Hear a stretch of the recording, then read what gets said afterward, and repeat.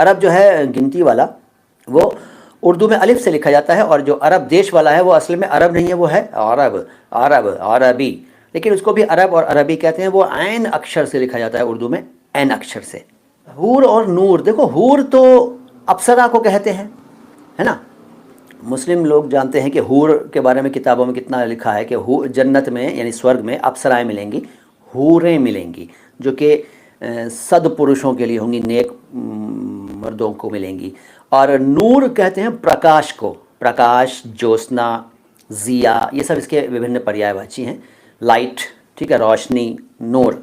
अच्छा, इंग्लिश में एक ख़ास बात है, जब आप इंग्लिश के कुछ सेंटेंस बोलने का कॉन्फिडेंस पैदा कर लेते हैं, आपको तो खैर आती होगी, मैं एक आम आदमी की बात कर रहा हूँ, कुछ सेंटेंस बोलने का कॉन्फिडेंस आदमी अपने अंदर पैदा कर ले, उसके बाद पब्लिक के सामने खूब उगलता रहे, उल्टा सीधा सब चलता है। लोग इसी बात से डर कर अपने आप को हीन भावना का शिकार बना लेते हैं कि अरे यार ये तो इंग्लिश बोल रहा है, अभी ऐसे करके बोलते हैं, और कहते हैं इंग्लिश बोल रहा है यार, तो बहुत जानकारी रखता है। जबकि ये ज़रूरी नहीं है कि अगर आप इंग्लिश बोल रहे हैं तो आपकी जानकारी भी बहुत हो। ये कौन जानता है कि बोलने वाला कितनी सही इंग्लिश बोल रहा है, कितनी गलत बोल रहा है। लेकिन इंप्रेशन इंग्लिश से बनता है। ये दुर्भाग्य है हमारा, हम सबका, कि लोग इंग्लिश गलत सलत सब झेलने को तैयार रहते हैं और हिंदी पर ध्यान ही नहीं देते, उर्दू पर ध्यान ही नहीं देते, जो कि अपनी भाषाएं हैं। निज भाषा उन्नति अहे, वो भारतेंदु हरिश्चंद्र साहब ने जो कहा है ना, उस पर ध्यान देना चाहिए।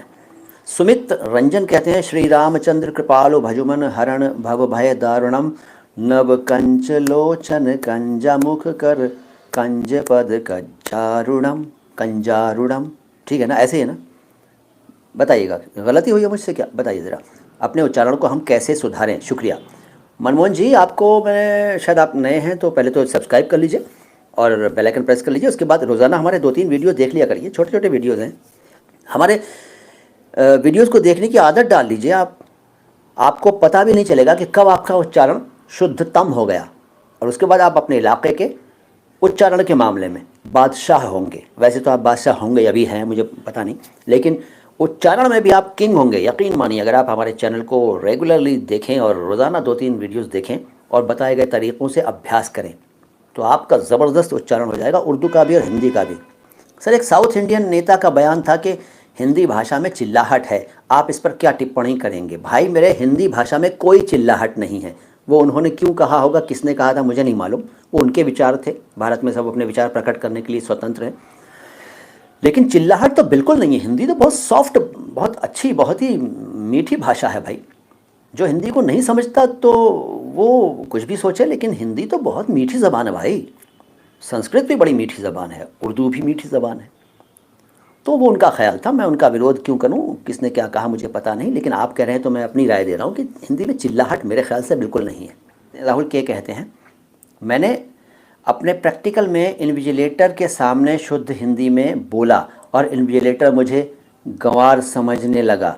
लोगों की मानसिकता बहुत ख़राब है, इसलिए मैं हिंदी के फ्यूचर के बारे में पूछ रहा था। देखो भाई राहुल, पहले तो कॉन्फिडेंस डेवलप करो अपने अंदर, उसके बाद इंग्लिश भी सीखो। इंग्लिश सीखना ज़रूरी है, इंग्लिश भी सीखो, और जैसे ही सामने वाला इंग्लिश बोले, इंग्लिश सीखोगे तभी तो सामने वाले की बात समझ पाओगे। इंग्लिश अच्छी तरह सीखो, और जैसे ही सामने वाला इंग्लिश में बोले, उसको एक लाइन बोलो, I am proud of my Hindi, I am perfect in Hindi, I am N Indian and now I speak in Hindi only, तो प्लीज़ स्पीक इन हिंदी, ठीक है। I like a Hindi conversation, a conversation in Hindi. इस तरह के सेंटेंस इंग्लिश में बोल दो, उसके बाद हिंदी शुरू कर दो, फिर देखो सामने वाला ना भाग जाए। अरे गर्व करो हिंदी पे यार, हमें हिंदी पे गर्व है, हमें गर्व है कि हमें हिंदी आती है।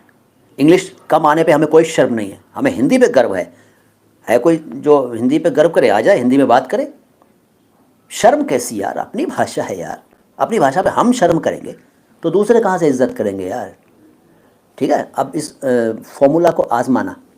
अच्छा, मैंने देखा कुछ लोगों को में ये आदत होती है कि जब जान रहे हैं कि यहाँ इंग्लिश जानने वाले कम हैं या अच्छी इंग्लिश जानने वाले कम हैं, फिर भी अंग्रेज़ी बोलते हैं इंप्रेशन मारने के लिए। इसलिए मैं कह रहा हूँ इंग्लिश अच्छी तरह सीखो, और जैसे ही सामने वाला इंग्लिश बोल के तुम पे हावी होने की कोशिश करे, उसकी बात का 2-3 सेंटेंस में जवाब देकर उससे बोलो कि if you are an Indian and your mother tongue is Hindi, तो kindly speak in Hindi with me. उसके बाद देखो भागता हुआ नजर आएगा वो। रफ़ाक़त का मतलब रफ़ीक से बना है नौशाद साहब। रफ़ीक का मतलब मित्र, सखा, रफ़ाक़त दोस्ती।